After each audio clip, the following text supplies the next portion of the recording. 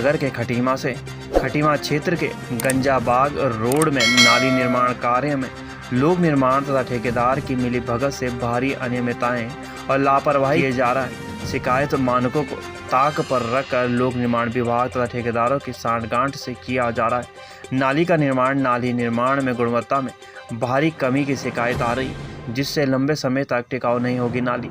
वहीं नाली को सड़क के लेवल से ऊपर उठाकर बनाया जा रहा है। नाली निर्माण में मात्र 2 या 3 इंच का बेस डाला जा रहा है और सीमेंट का नाम मात्र प्रयोग किया जा रहा है। साइड में सीमेंट की जगह खाली रेत भरकर उसको पाटा जा रहा है और 3 इंच की सरिया का प्रयोग किया जा रहा है। वहीं लोक निर्माण विभाग इस पर मौन है। लोक निर्माण विभाग और ठेकेदार की मिलीभगत से शासन द्वारा आए पैसे का पलीता लगाया जा रहा है तथा नाली निर्माण के नाम पर खाना पूर्ति की जा रही है। जब मीडिया ने इस संबंध में लोक निर्माण विभाग के अधिशासी अधिकारी MC पलडिया को सूचना दी तो उन्होंने तुरंत इस खराब कार्य को रुकवाने तथा सही काम कराने का आश्वासन दिया। उत्तराखंड में जहां महंगाई चरम पे है, तो कभी बिजली के दामों में बढ़ोतरी, तो कभी पानी के दामों में बढ़ोतरी, तो कभी घरेलू सिलेंडर में बढ़ोतरी। आखिर जनता करे तो क्या करे। तो वहीं सखी सैया तो खूब ही कमात है, महंगाई डायन खाए जाते। यह गाना उत्तराखंड में तेजी के साथ सिद्ध हो रहा है। प्रति माह घर के खर्चे बढ़ने से आम आदमी की जेब पर गहरा असर पड़ रहा है, चाहे पानी का बिल हो या बिजली का बिल या फिर वो घरेलू सिलेंडर ही क्यों ना हो।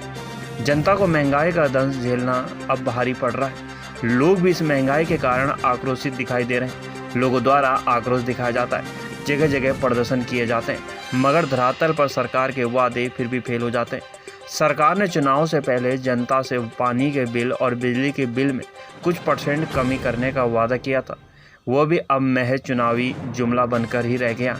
आज सरकार आम जनता के बजट पर दोहरी मार कर रही है और लगातार वादों की पोल खुलती दिखाई दे रही है। रुद्रपुर ठाकुर नगर में कई महीनों से रोड के पुल टूटने के कारण से जनता को आने जाने में परेशानी हो रही और वार्ड के भाजपा पार्षद किरण राठौर को जनता ने अवगत कराने के बावजूद भी कोई सुनवाई नहीं। उनका कहना है कि ऊपर से सरकार हमारा साथ नहीं दे रही, इसलिए मैं कुछ नहीं कर सकती। जनता ने भाजपा नेता के ऊपर लगाया आरोप कि कई बार बोलने के बावजूद भी कोई सुनवाई नहीं, इसलिए चंद्रकर रोड बनाने के लिए मजबूर है। समाजसेवी सुब्रत विश्वास ने कहा कि रुद्रपुर में पहले कूड़े का ढेर और चारों तरफ टूटे हुए रास्ते भाजपा की कई इंजनों की सरकार उत्तराखंड में फेल और मोदी के नाम पर जीते हुए नेता सिर्फ मजे मार रहे हैं। जनता के लिए कोई काम नहीं, चारों तरफ शोषण और तबाही यह नज़र आ रही है। कुछ दिनों पहले जलभराव के कारण लोगों को बड़ी परेशानी आई और यहाँ के नेता इसी रूम में चुपचाप सो रहे हैं। इस प्रकार का अन्याय बिल्कुल बर्दाश्त नहीं किया जाएगा। रुद्रपुर लालकुआं के बेरी पड़ाव में रहने वाला एक ऐसा पीड़ित परिवार जिसकी लड़की कई समय से गायब थी और उसका शव दूसरे जिले में मिला। सब इतना खराब था कि सिर्फ कंकाल के अलावा कुछ नहीं मिला। फिर उसके कपड़ों से पहचान करी गई, तब जाकर पता चला कि यह वही नाबालिग लड़की जो अपने घर से कई समय लापता थी। फिर पुलिस की जांच तेजी के साथ आगे बढ़ते चली गई और पुलिस ने 2 आरोपियों को पकड़कर सलाखों के पीछे विभिन्न धाराओं में भेज दिया। पीड़ित परिवार के लोग अपने क्षेत्रीय विधायक के ऊपर गंभीर आरोप लगाते हुए मंत्री को बता रहे थे कि क्षेत्रीय विधायक होने के बावजूद भी वो अभी तक हमारी पीड़ा समझ में नहीं आए और न ही सरकार में उन्होंने हमारी इस पीड़ा को रखा। वहीं आज रेखा आर्या कैबिनेट मंत्री पीड़ित परिवार के घर पहुंची और उनको सरकार द्वारा मुआवजे की कुछ राशि दी गई, जिससे परिवार को कुछ राहत मिल पाए, क्योंकि परिवार काफ़ी गरीब है। वहीं रेखा आर्या ने पीड़ित परिवार से कई घंटे तक मुलाकात और बातचीत करी और उनका दुख जाना, साथ ही उन्होंने पीड़ित परिवार को हर संभव मदद का आश्वासन दिया। आरोपियों को सख्त से सख्त सजा दिलाने की भी बात रखी। वहीं पीड़ित लड़की की मां ने अपना दुखड़ा सुनाते हुए कहा कि हम तो एक ही मांग करते हैं कि आरोपियों को फांसी की सजा हो और सरकार भले ही अपना काम कर रही हो, पर क्षेत्रीय विधायक उनके पास अभी तक नहीं आए। ऐसे में पुलिस के ऊपर भी पीड़िता की मां ने कई गंभीर सवाल उठाए। वहीं समीर आर्या अनुसूचित मोर्चा के प्रदेश अध्यक्ष ने भी कहा कि सरकार और प्रभारी मंत्री रेखा आर्या ने पीड़ित परिवार की बात तत्परता से सुनी और हम सभी लोग मिलकर इस केस को आगे ले जाएंगे और आरोपियों को सख्त से सख्त सजा दिलाएंगे। लालसागर रोड स्थित कांग्रेस नव चेतना भवन में राष्ट्रपिता महात्मा गांधी एवं पूर्व प्रधानमंत्री लाल बहादुर शास्त्री की जयंती पर समस्त कांग्रेस जनों द्वारा श्रद्धांजलि दी गई। इस दौरान वरिष्ठ कांग्रेस नेत्री अलका पाल ने कहा कि महात्मा गांधी ने सत्य एवं अहिंसा के मार्ग पर चलने के लिए सबको प्रेरित किया। हमें अपने आचरण में अहिंसा का भाव जागृत करने के साथ ही मानवता के प्रति करुणा का भाव पैदा करना होगा। यही हमारे उनके प्रति सच्ची श्रद्धांजलि होगी। वहीं कांग्रेस नेता अरुण चौहान ने कहा कि कांग्रेस द्वारा भारत जोड़ो यात्रा निकाली गई, जिसमें सर्वधर्म सद्भाव एकजुटता के साथ महात्मा गांधी के आदर्शों पर चलते हुए देश के प्रत्येक नागरिक के मन में सत्य और अहिंसा को कायम रखने के लिए भारत जोड़ो यात्रा का आह्वान किया गया। लोगों ने भी यात्रा का जोर शोर से स्वागत किया। कार्यक्रम के दौरान राष्ट्रपिता महात्मा गांधी के बताए हुए मार्ग पर चलने का आह्वान समस्त कांग्रेस जनों से किया गया। कार्यक्रम में नरेंद्र चंद्र सिंह बाबा, बिमल गुड़िया, सुशील गुड़िया, शफीक अहमद अंसारी, जितेंद्र सरस्वती, मुशर्रफ हुसैन, इंदुमान, उमेश जोशी एडवोकेट, बर्मा सिंह पाल, मंसूर अली मंसूरी, मंसूर अली मेफेयर, महेंद्र लोहिया, सुभाष पाल, हनीफ गुड्डू व मतलूब हुसैन आदि तमाम कांग्रेसी मौजूद रहे। सरोवर नगरी नैनीताल के साथ साथ बापू राष्ट्रपिता महात्मा गांधी तथा देश के पूर्व प्रधानमंत्री भारत रत्न स्वर्गीय श्री लाल बहादुर शास्त्री जी की जयंती जनपद भर में हर्षोल्लास के साथ मनाई गई। छोटे छोटे स्कूल के बच्चों ने भी गांधी की जय जयकार नारे लगाए। 1 2 3 4 गांधी जी की जय जयकार, जन जन ये जान लिया है, गांधी जी को जान लिया है, महात्मा गांधी लाल बहादुर शास्त्री अमर रहे जैसे नारों से सरोवर नगरी गूंज उठी। इस दौरान जिलाधिकारी धीरज सिंह गबरियाल ने कलेक्ट्रेट में गांधी जी व लाल बहादुर शास्त्री के चित्रों का अनावरण कर उनको श्रद्धा सुमन अर्पित की।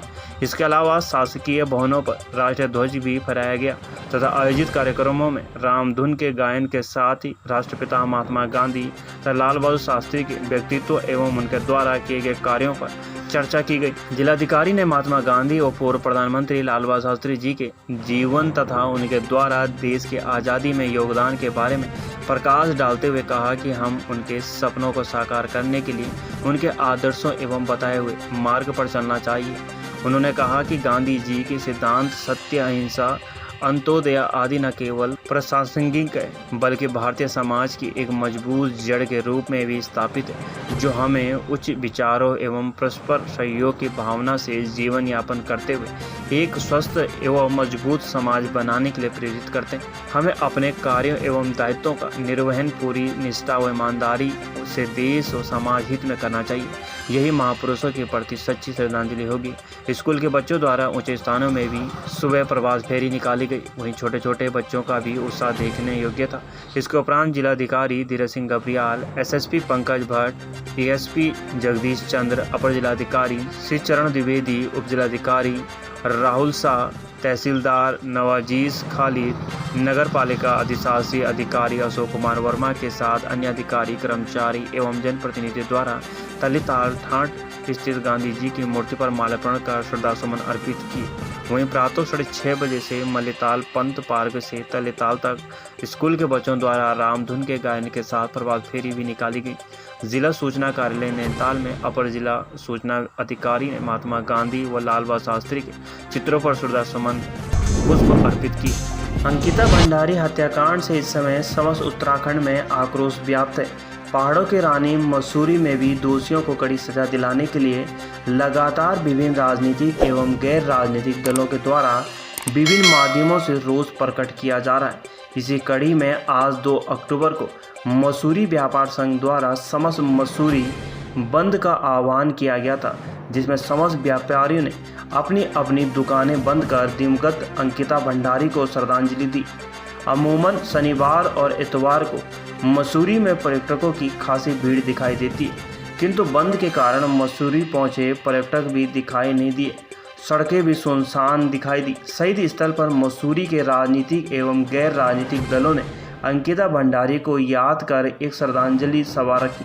यहाँ लोगों ने अंकिता भंडारी के चित्र पर पुष्पांजलि अर्पित कर श्रद्धांजलि दी। इस मौके पर मसूरी व्यापार संघ अध्यक्ष रजत अग्रवाल ने कहा कि काफ़ी समय बीत चुका है, किंतु अभी तक पता नहीं चल पाया कि दोषियों के खिलाफ क्या कार्रवाई की जा रही है। वहीं पूर्व नगर पालिका अध्यक्ष मनमोहन सिंह मल ने भी रोष जताते हुए भाजपा नेताओं पर आरोप लगाया कि जिस रिजॉर्ट में नाम सामने आ रहा है उसी के बगल में वहां के भाजपा विधायक का भी अवैध रिजॉर्ट है और इस घटना के बाद भी वहां पर कई अनैतिक कार्य हो रहे हैं। साथ ही उन्होंने मांग की कि मुख्यमंत्री पुष्कर सिंह धामी फास्ट ट्रैक के द्वारा निर्णय ले दोषियों को अंजाम तक पहुंचाएं।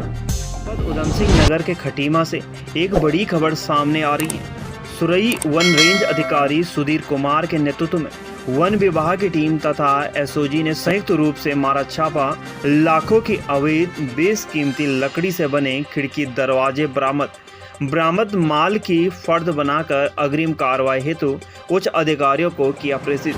शिकायतकर्ता लकड़ी व्यवसायी सचिन ग्रोवर ने खटीमा वन रेंज अधिकारी राजेंद्र सिंह मनराल पर वन तस्करों से सांठगांठ का लगाया गंभीर आरोप। शिकायतकर्ता ने वन रेंज अधिकारी मनराल को कठोर से कठोर सजा देने और तत्काल सस्पेंड करने की उच्च अधिकारियों से की मांग। खटीमा साल बोजी नंबर 1 के लकड़ी व्यवसायी सचिन ग्रोवर ने खटीमा वन रेंज अधिकारी राजेंद्र सिंह मनराल पर वन तस्करों से सांठगांठ करने का गंभीर आरोप लगाते हुए उनकी कार्यशैली पर सवाल उठाए तथा वन रेंज अधिकारी मनराल को कठोर से कठोर सजा देने और तत्काल सस्पेंड करने की मांग उच्च अधिकारियों से की। आपको बता दें कि सचिन ग्रोवर ने मनराल पर बेशकीमती अवैध लकड़ी से बने खिड़की दरवाजे बेचने और वन तस्करों से सांठगांठ करने की शिकायत उच्च अधिकारियों से की थी, जिस पर एसओजी की टीम तथा सुरई वन रेंज की टीम द्वारा सुरई वन रेंज अधिकारी सुधीर कुमार के नेतृत्व में खटीमा ऑक्सीजन पार्क की नर्सरी में छापा मारकर अवैध साल सागौन से बने 27 अदद सागौन की खिड़की के पल्ले तथा 5 अदद साल के गरगे बरामद हुए। वहीं बरामद माल की फर्द बनाकर अग्रिम कार्रवाई हेतु उच्चाधिकारियों को प्रेषित किया गया है। वहीं इस मामले में लकड़ी व्यवसायी सचिन ग्रोवर ने मनराल पर वन तस्करों से सांठगांठ का आरोप लगाते हुए मीडिया से बताया कि मनराल जंगल से लकड़ियां काटकर अपने निवास के लिए फ्रेम बनवाने का काम कर रहे हैं, जिसका उनके पास कोई प्रपत्र नहीं है। वहीं उन्होंने उच्च अधिकारियों से खटीमा वन रेंज अधिकारी मनराल को तत्काल सस्पेंड करने की मांग की है।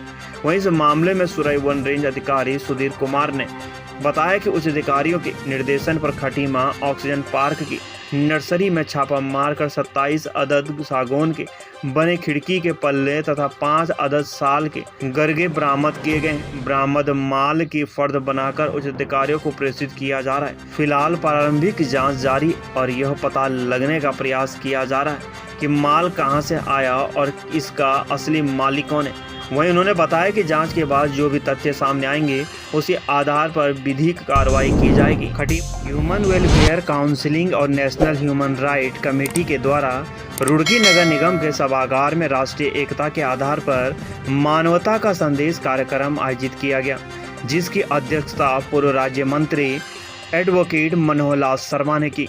कार्यक्रम के मुख्य अतिथि सुप्रीम कोर्ट पूर्व रिटायर्ड जज डॉक्टर आनंद वर्धन शर्मा रहे। कार्यक्रम में हिंदू, मुस्लिम, सिख, ईसाई धर्म के अनुयायियों ने शिरकत की। कार्यक्रम में लखनऊ से मुस्लिम धर्मगुरु मौलाना सलमान हुसैन नदवी, हरिद्वार से हिंदू धर्मगुरु हसानंद सरस्वती महाराजा, बरेली से सिख धर्मगुरु बाबा धर्म सिंह निहंत सिंह, दिल्ली से ईसाई धर्मगुरु डॉक्टर फादर MD थॉमस ने की शिरकत। वो पूर्व राज्य मंत्री मनोहर लाल शर्मा ने भी शिरकत की। आदिल फरीदी, डिप्टी कन्वीनर राष्ट्रीय मानव अधिकार कमेटी ने कहा कि हिंदू मुस्लिम एकता पर सभी वक्ताओं ने अपने अपने विचार व्यक्त किए और कहा कि यह देश सर्वधर्म के लोगों का है। कुछ लोग इस देश को बांटने का काम करते हैं, लेकिन हिंदू मुस्लिम भाईचारे के कारण आज तक उनके मंसूबे कामयाब नहीं हो पाए। वक्ताओं ने कहा कि यह देश अनेकताओं में एकता का देश है, जहां सभी लोग मिलजुल कर रहते हैं और सभी त्योहार एक दूसरे के साथ बैठकर मनाते हैं। भारत में तो दीपावली का पर्व हो या ईद का पर्व, सभी हिंदू मुस्लिम एक दूसरे को साथ लेकर पर्व मनाते हैं। विश्व में अन्य कोई देश नहीं है जहां सर्व धर्म के लोग बैठकर आपसी में सभी त्योहारों को मनाते हैं। यह अद्भुत नज़ारा सिर्फ भारत देश में ही देखने को मिलता है। साथ ही सभी ने अपने देश की अमन खुशहाली का नारा दिया। सरोवर नगरी नैनीताल में सार्वजनिक दुर्गा पूजा कमेटी के तत्वाधान में 5 दिवसीय दुर्गा पूजा महोत्सव शुरू हो गया है। सैकड़ों की संख्या में लोगों ने दुर्गा मां के दर्शन किए। यहाँ बताते चले 2 वर्ष से कोरोना के चलते मौसम नहीं हो पाया था। महिलाओं ने कलश यात्रा निकालकर महोत्सव का शुभारंभ किया। 2 वर्ष के कोरोना के पश्चात स्थितियां सामान्य होने पर इस वर्ष दुर्गा पूजा महोत्सव शुरू हो गया है। यह महोत्सव खासकर बंगाली समुदाय के लोगों द्वारा किया जाता था। अब स्थानीय लोगों द्वारा हिस्सा लेकर बहुत बड़े स्तर पर किया जाता है, जिसमें सभी लोग बढ़ चढ़ कर हिस्सा लेते हैं। महोत्सव सार्वजनिक दुर्गा पूजा कमेटी के सहयोग से शुरू हो गया। महोत्सव 5 अक्टूबर तक चलेगा। इस दौरान नैना देवी मंदिर परिसर को भव्य रूप से विद्युत मालाओं से सजाया गया है। कलश यात्रा के दौरान नगर के विभिन्न स्कूलों के बच्चों कुमाऊनी परिधानों में सजी हुई थी। सरोवर नगरी नैनीताल उत्तराखंड हाई कोर्ट में 3 अक्टूबर से 9 अक्टूबर तक दशहरा अवकाश घोषित कर दिया गया है। अवकाश 3 अक्टूबर से 7 अक्टूबर तक जारी रहेगा। रजिस्ट्रार जनरल विवेक भारती शर्मा की ओर से जारी आदेश में ये जानकारी दी कि 8 अक्टूबर को द्वितीय शनिवार व 9 अक्टूबर को रविवार हो गया, इसीलिए 10 अक्टूबर को कोर्ट खुलेगा। उधम सिंह नगर में खटीमा के पीलीभीत रोड स्थित मुडेली गांव में अमृत सरोवर बनाया जाना प्रस्तावित है, जहां पर कुछ स्थानीय लोगों द्वारा अतिक्रमण कर अवैध कब्जा किया गया और शौचालय तथा कुछ भवन निर्माण किए गए। इसी मामले में आज खटीमा तहसीलदार शुभांगिनी के नेतृत्व में उनकी टीम द्वारा मौके पर पहुंचकर स्थलीय निरीक्षण किया गया। साथ ही अतिक्रमणकारियों को अतिक्रमण हटाने हेतु फाइनल नोटिस देकर 3 दिन के अंदर अवैध कब्जा छोड़ने की चेतावनी दी गई। वहीं तहसीलदार द्वारा बताया गया कि यदि निर्धारित समय सीमा के अंदर अतिक्रमण नहीं हटाया गया तो प्रशासन द्वारा अवैध निर्माण तोड़ दिया जाएगा और उसमें आए खर्च का जिम्मेदार स्वयं अतिक्रमणकारी होगा। आपको बता दें कि चयनित जगह पर अमृत सरोवर निर्माण में अतिक्रमणकारियों की वजह से अवरोध उत्पन्न हो रहा है, जिनको पूर्व में भी नोटिस देकर अतिक्रमण हटाने की चेतावनी दी गई थी। वहीं इस मामले में खटीमा तहसीलदार शुभांगिनी ने मीडिया से बताया कि मुडेली में अमृत सरोवर योजना जहां प्रस्तावित है, वहां स्थानीय निवासियों के द्वारा अवैध कब्जा करके शौचालय व कुछ भवन निर्माण किए गए, जिनको पूर्व में अतिक्रमण हटाने हेतु व्यक्तिगत रूप से तथा नोटिस द्वारा सूचना दी गई थी, लेकिन अतिक्रमण नहीं हटाया गया। वहीं आज फाइनल नोटिस देकर चेतावनी दी गई कि 3 दिन के भीतर अतिक्रमण हटा लें, अन्यथा प्रशासन द्वारा अतिक्रमण हटाने की कार्रवाई की जाएगी, जिसमें होने वाला खर्च अतिक्रमणकारियों से वसूला जाएगा।